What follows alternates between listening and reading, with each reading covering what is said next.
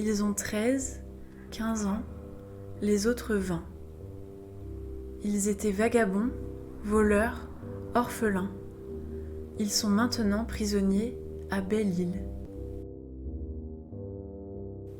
Dès le matin, ils cassent la pierre pour construire des chemins, sous l'œil du gardien.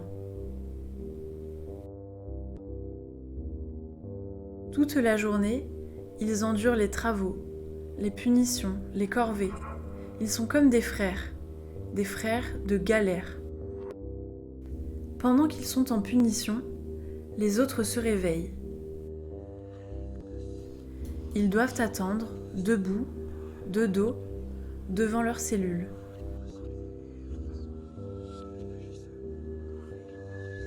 Le gardien fait l'inspection. Il a un bâton.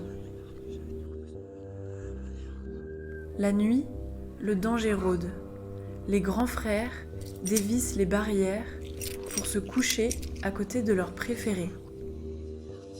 Difficile d'échapper aux caresses déplacées.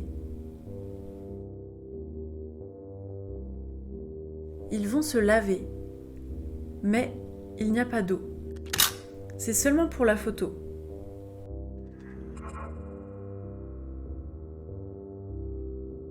Le ministère de la Justice a commandé un reportage de photographie. On veut montrer qu'ils ne sont pas maltraités et qu'on s'occupe d'eux avec hygiène et sévérité.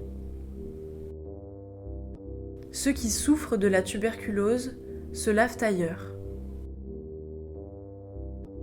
Ensuite, c'est l'heure de la leçon. Mais souvent, ils sont en punition, à casser les rochers. L'atelier. Un artisan leur apprend un métier. L'argent servira à la colonie pour se financer.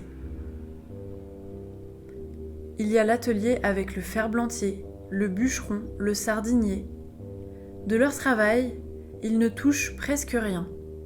Et toujours, un gardien. Celui qui se fait raser vient d'arriver. Ici sont envoyés les prisonniers qui ont déjà fugué. Après l'atelier, ils doivent s'occuper du jardin, du potager, des vaches et du poulailler.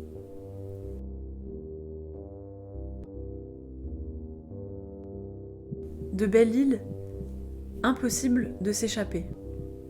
Le mur est armé de tessons de verre brisés. La mer au loin est trop agitée.